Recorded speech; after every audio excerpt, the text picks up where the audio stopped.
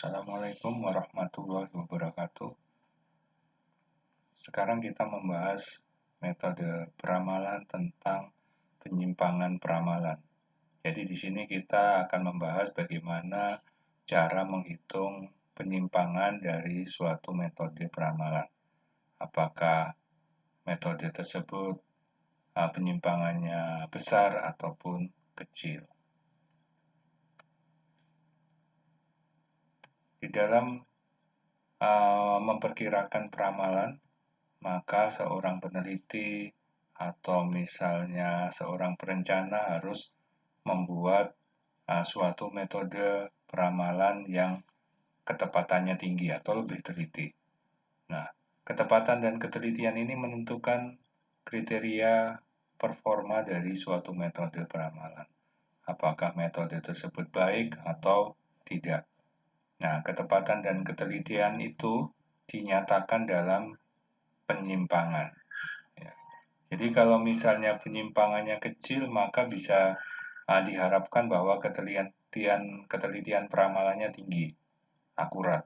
Sementara kalau penyimpangannya besar, maka ketelitian peramalannya juga rendah dan tidak akurat tentu saja. Nah, kita akan menghitung beberapa cara untuk menentukan apakah penyimpangan dari suatu metode tersebut besar atau kecil. Nah, di dalam menentukan penyimpangan peramalan kuantitatif, kita ini menghitung kesalahan dari peramalan. Kesalahan artinya perbedaan antara nilai peramalan atau nilai forecast dengan nilai aktual. Nah, perbedaan tersebut yang nanti akan kita hitung sebagai penyimpangan. Ada 3 jenis penghitungan penyimpangan.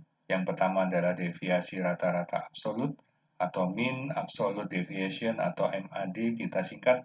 Kemudian kesalahan rata-rata kuadrat atau mean square error atau MSE.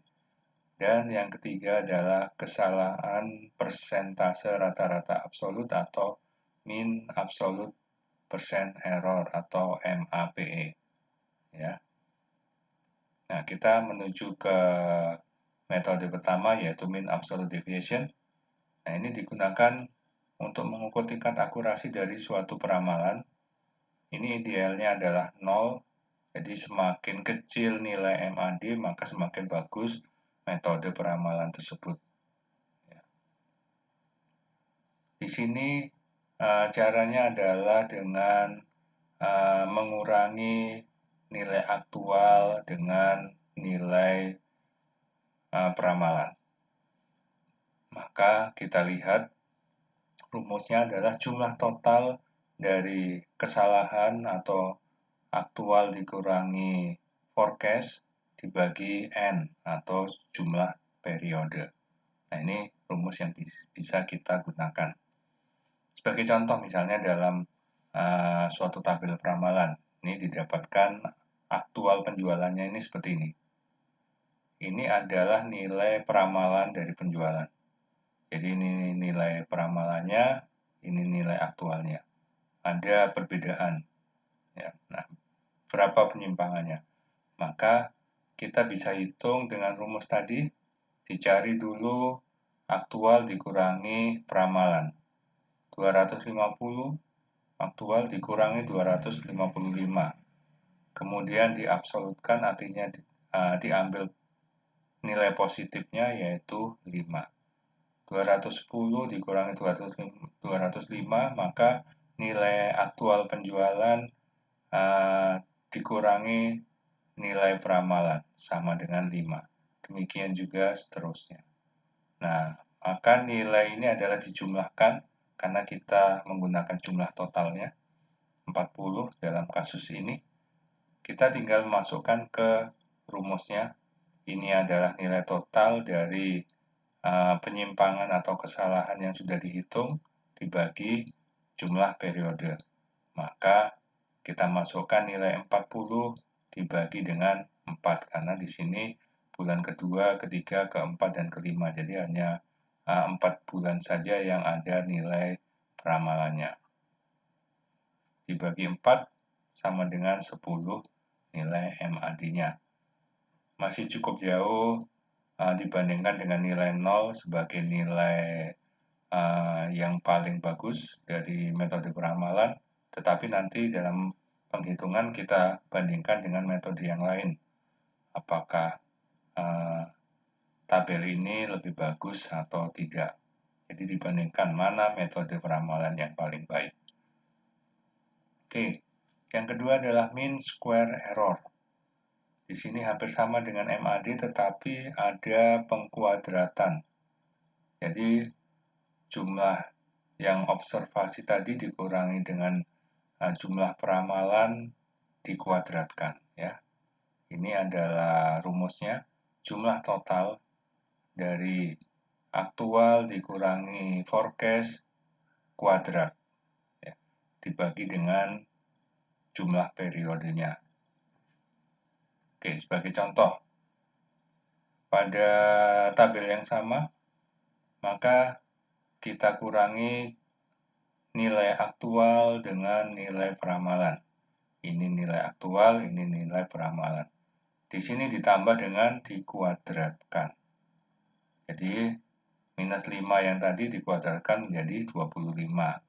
Sama dengan bulan ketiga, 210 dikurangi 205 dikuadratkan menjadi 25. Demikian seterusnya. Kita total di bawah dan kemudian dimasukkan ke rumus karena rumusnya adalah jumlah total dari pengkuadratan aktual dikurangi forecast. 550 dibagi 4 yaitu jumlah periode karena di sini bulan kedua sampai bulan kelima yang ada peramalannya sama dengan 137,5 ya. Nah, ini penghitungan nilai penyimpangan dengan cara MSE. Selanjutnya, kita menuju ke rumus penyimpangan yang ketiga, yaitu mean absolute percent error. Jadi persentase kesalahan rata-rata absolut. Nah, ini persentase, jadi nanti kita ambil nilai persentasenya dari kesalahan rata-rata yang ada. Rumusnya adalah, di sini ada 100% dikali, ini jumlah total aktual dikurangi forecast dibagi dengan aktual. Baru jumlah totalnya tadi dibagi dengan N, yaitu jumlah periode.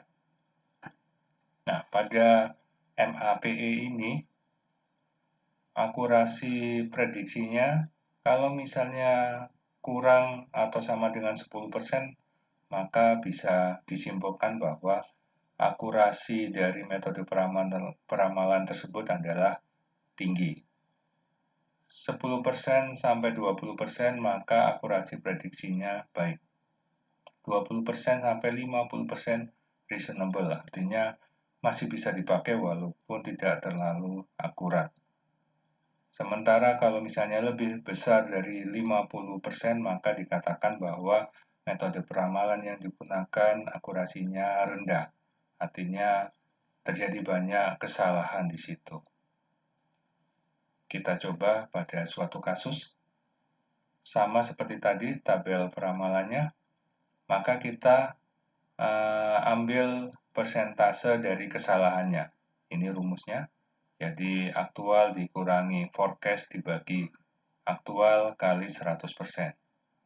Contohnya bulan kedua ini ya. Aktualnya adalah 250, forecast atau peramalannya adalah 255, maka kita masukkan ke rumus 250 dikurangi 255 dibagi 250. Nah, ini 250 dikurangi 255 adalah minus 5. Kita ambil absolutnya 5 ya, dibagi 250 dikali 100% sama dengan 2,00%. Demikian juga dengan bulan ketiga, maka 210 dikurangi 205 dibagi 210. Maka didapatkan nilainya adalah 2,38% setelah dikalikan 100%. Nah, nilai inilah dijumlahkan ke bawah. Ya. Totalnya pada kasus ini adalah 14,13%, sehingga bisa dimasukkan ke rumus. Ya, ini jumlah total dari persentase kesalahan tadi dibagi dengan jumlah periodenya. Maka 14,13% dibagi 4, yaitu 3,53%. Nah, kita ingat tadi bahwa kalau misalnya kurang dari 10%, maka bisa disimpulkan bahwa metode peramalan yang digunakan ini memiliki akurasi yang tinggi. Nah, ini kita cara untuk menentukan apakah metode peramalan tersebut punya penyimpangan yang cukup baik atau tidak. Ya, kita bisa menghitung dengan ketiga cara perhitungan tadi. Pada MAPE ini lebih mudah digunakan karena kita langsung bisa menilai persentasenya, berapa persen penyimpangannya. Ya, jadi pada penggunaan aktualnya ini lebih mudah untuk menggambarkan penyimpangannya. Oke, demikian pembahasan tentang penyimpangan peramalan. Silakan dipelajari juga materi yang sudah dibagikan untuk memperdalam pengertian tentang penyimpangan peramalan. Sekian, terima kasih.